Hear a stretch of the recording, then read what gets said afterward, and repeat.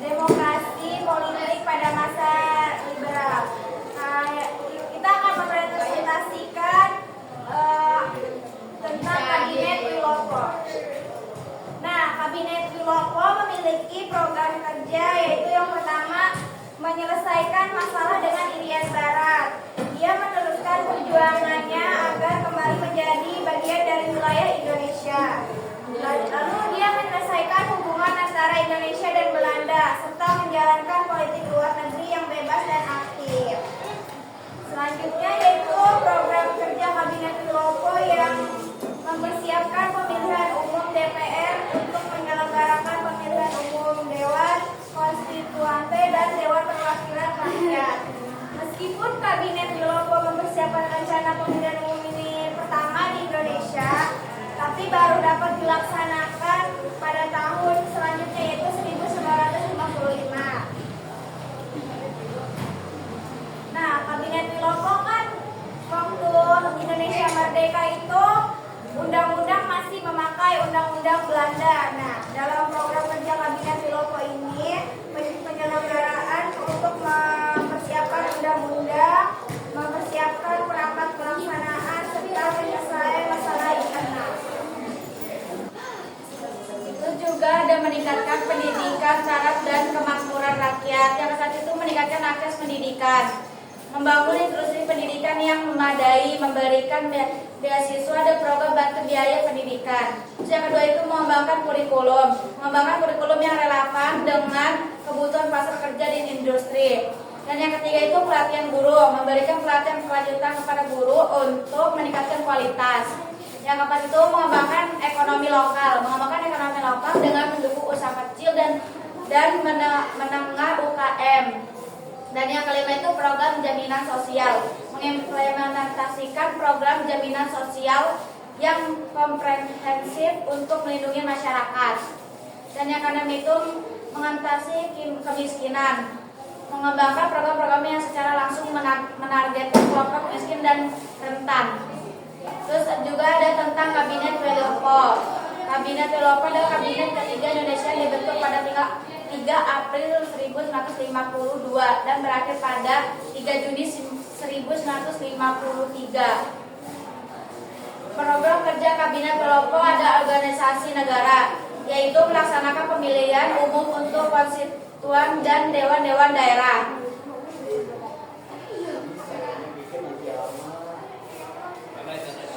Dan juga ada juga meningkat pendidikan, syarat dan kemakmuran rakyat. Pendidikan pertama itu perbaikan sistem pendidikan. Kabinet Wilopo berfokus pada perbaikan sistem pendidikan untuk meningkatkan kualitas pendidik di Indonesia. Itu juga ada yang kedua, peningkatan akses pendidikan. Kabinet Wilopo berusaha meningkatkan akses pendidikan bagi masyarakat luas, terutama di daerah-daerah terpencil. Itu juga ada kemakmuran.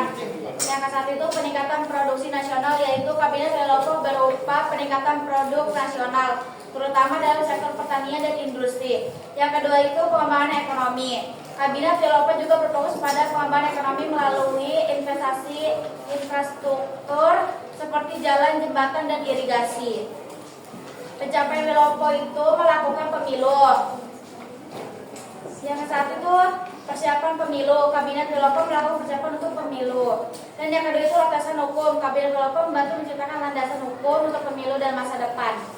Terus ada juga Wilopo memperketat. Yang satu itu mengatasi perlawanan. Kabinet Wilopo berusaha mengatasi perlawanan dan pemberontakan yang terjadi di beberapa daerah, seperti di DI atau TI Darussalam atau Tentara Islam Indonesia. Yang kedua itu meningkatkan keamanan. Kabinet Wilopo juga berupa meningkatkan keamanan dan ketertiban masyarakat melalui penegakan hukum dan pengawalan wilayah. Memperkenalkan konsep belanja budget. Ini adalah upaya Wilopo untuk mengatasi definisi anggaran negara dengan memastikan pengeluaran pemerintah tidak melebihi pendapatan. Rasionalisasi angkatan bersenjata melalui modernisasi dan pengurangan personil. Kebijakan ini bertujuan untuk mengintimidasikan militer dan meningkatkan profesionalisme, tetapi menjadi salah satu penyebab tindak stabilan politik yang berujung pada peristiwa 17 Oktober 1952.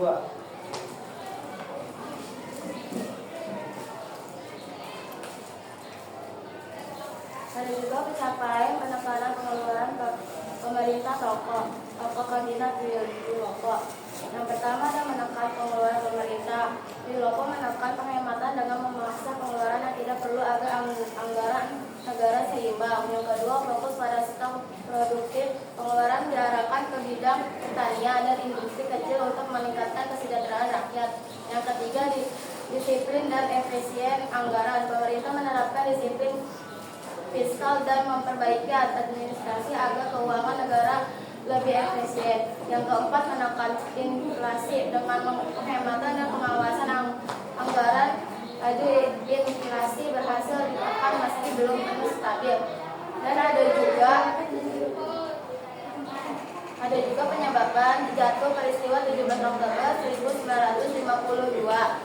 Yang pertama itu tegangnya antara pemerintah dan militer. Yang kedua, campuran tenaga politik dan militer. Ketiga, mosi dan parlemen. Keempat, ketidakpuasan terhadap kebijakan kabinet Wilopo. Penyebab jatuhnya yang kedua yaitu adanya kondisi krisis ekonomi sehingga menyebabkan jatuhnya harga barang ekspor Indonesia. Kondisi krisis ekonomi pada masa kabinet Wilopo menyebabkan jatuhnya harga barang ekspor Indonesia karena impor terus meningkat yang mengakibatkan defisit kas negara. Krisis ini juga diperburuk oleh penurunan hasil panen yang membutuhkan biaya besar untuk impor besar, serta faktor-faktor lain seperti sentimen separatisme dan konflik politik internal di TNI. Dan penyebab jatuh yang terakhir yaitu peristiwa Tanjung Morawa adalah konflik agraria yang terjadi pada 16 Maret 1953 di Tanjung Morawa, Sumatera Utara. Konflik ini bermula dari sengketa lahan antara petani penggarap dan perusahaan asing dari Platers Vanillin atau DPV